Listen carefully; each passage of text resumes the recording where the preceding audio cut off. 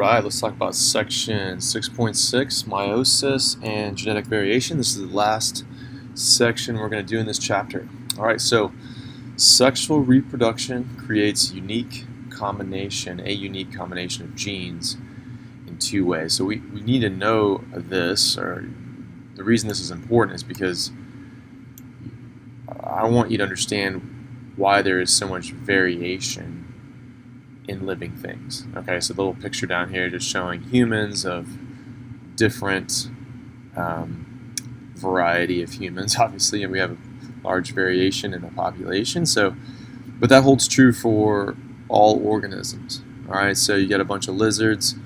All right, they may look somewhat similar, but they're genetically different. There is a difference between them, and that's going to affect their reproductive success. Okay, so that's just a little foreshadowing for talking about natural selection later. But anyway, we want to know why does this variation happen? Well, it happens in two ways.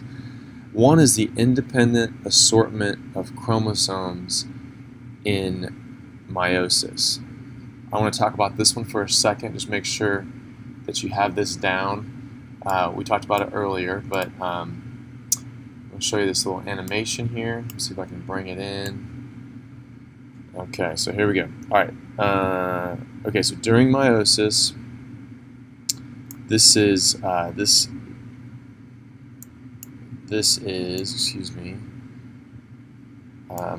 1 here. Okay, so I want to show you what's going on, and we know the idea of metaphase starting with an M makes us think of the middle of the cell. So we know when the cell is dividing that the chromosomes line up at the middle of the cell.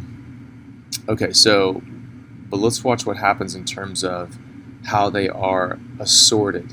Keep in mind that the green ones are considered chromosomes from the father, and the purple are chromosomes from the mother.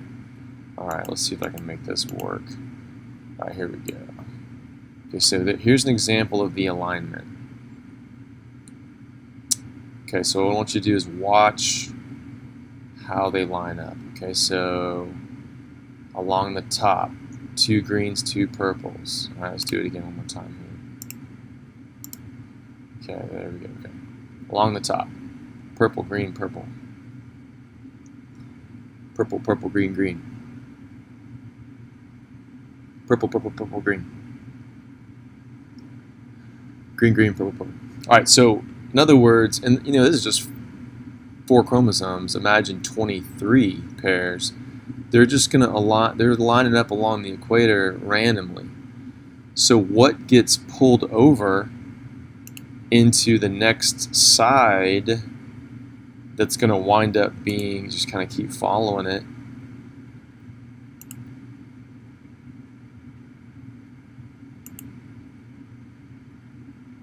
then it happens again, pulled apart. So just, if you can imagine that this final result, these daughter cells, is such a random combination of what came from mom and what came from dad. Okay, so that's really the takeaway lesson of independent assortment. Okay, and then random fertilization is just, you can basically just think of pollen grains getting blown around in the wind, being attached to a bee, and landing on a flower. Okay, contrast that with Gregor Mendel's efforts to very intentionally place certain pollen grains on certain flowers. Okay, that would be a controlled fertilization.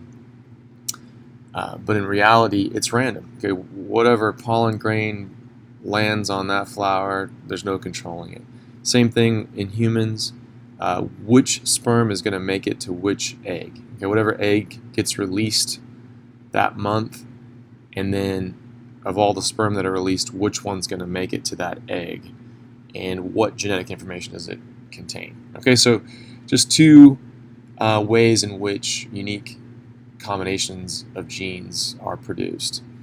All right, and then depending on what genes are there, you're going to get certain phenotypes, that is, certain physical characteristics, and some may give an advantage to other some phenotypes may have an advantage over others. Again, we'll talk about that later when it comes to natural selection. Okay, here is another way in which we can increase genetic diversity. There's a little process called crossing over. I love this one.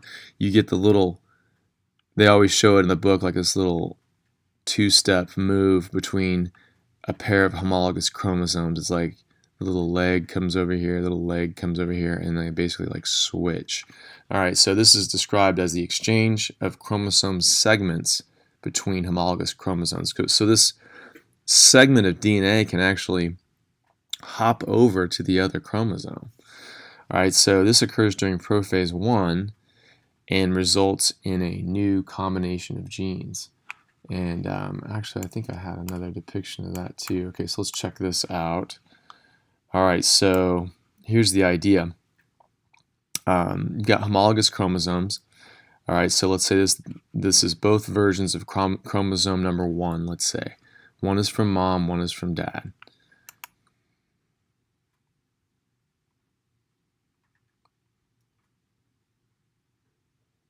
And nothing happens. Okay, that was weird. All right, hold on a second. Let's try that again. Each chromosome, one from each parent. The two copies are called homologous chromosomes. Before meiosis begins, the homologous chromosomes replicate. During prophase... Okay, that was the deal. Oh, now it's going to take forever again. Sorry about that. All right, so let me just comment on this. Okay, so you've got, again, you've got the mom's copy and you got dad's copy. They're going to replicate. That's what you just saw. And now they're going to come together. This is what we saw just a little bit earlier in meiosis. This is called a tetrad. All right, 1, 2, 3, 4. And in that little tetrad, that's when they do this little two-step dance. And believe it or not, they switch a little portion of their chromosome, that is a portion of their DNA. And we call that crossing over. All right, so these are the normal original parent chromatids, and then this is the crossed over version. Okay, so it's like, well, which side are you going to get? That is, what will the new organism get? Will it get this kind of jumbled version, or maybe it's going to get this one? All right, so anyway, crossing over, I think you can physically just see how that makes a difference. All right, cool, in terms of variation. All right, we're almost done here. Last thing is gene linkage. This is kind of a crazy concept, pretty interesting though. It has to do with the distance genes are from each other on one chromosome. All right, so this down here, this image down here is not too bad. So you got gene A and gene B.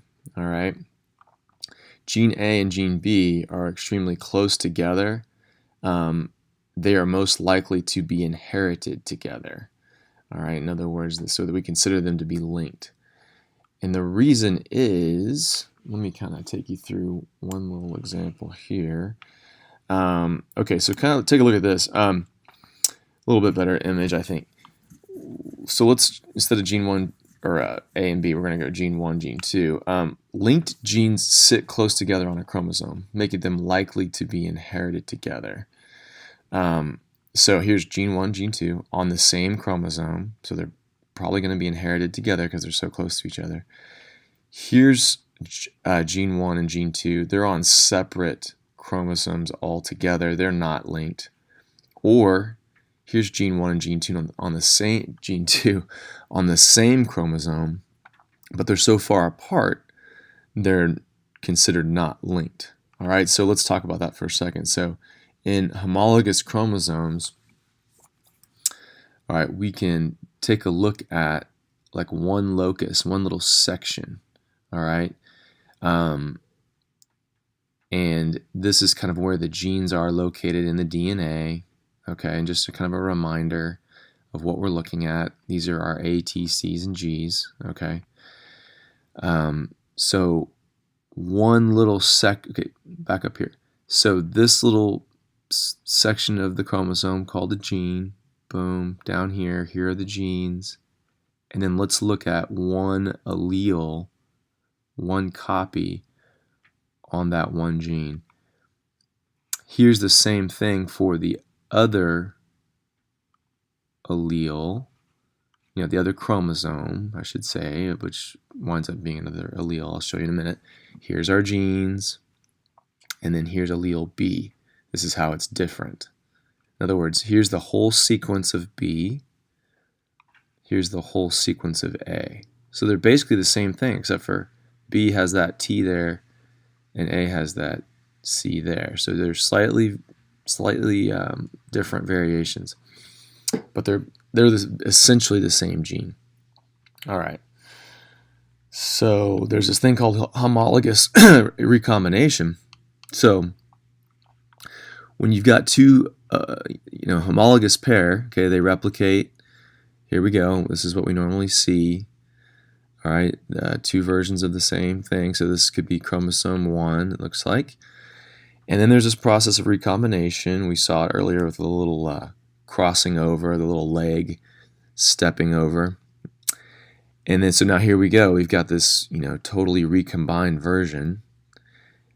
Now through meiosis, you're going to, all this is going to break down into our daughter cells, which would look like this.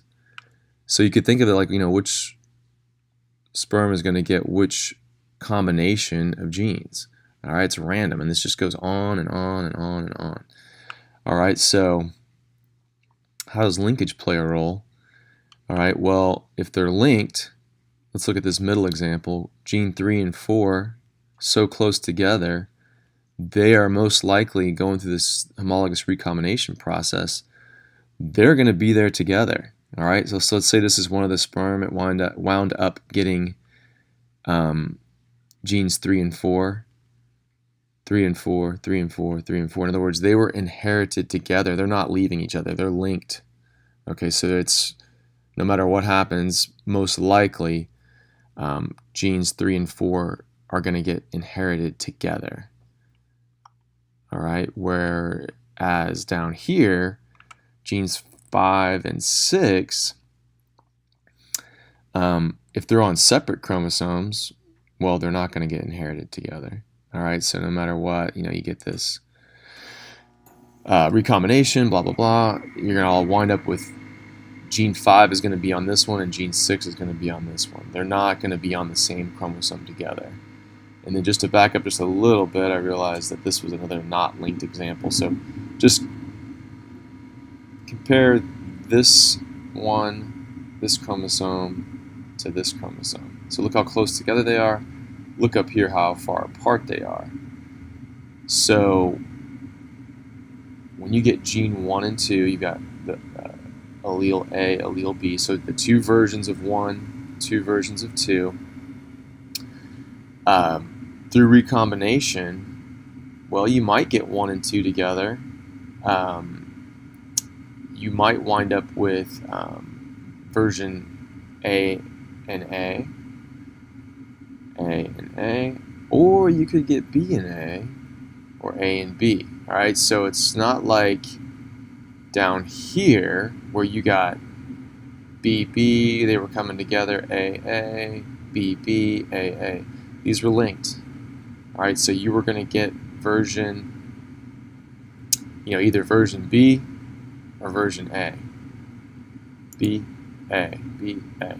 Here, maybe you're going to get A, or you could get B and A, or A and B. All right, so that's the not linked version. All right. Okay, that wraps it up, I think. Let me double check here. That's all she wrote. All right. Enjoy. Thanks.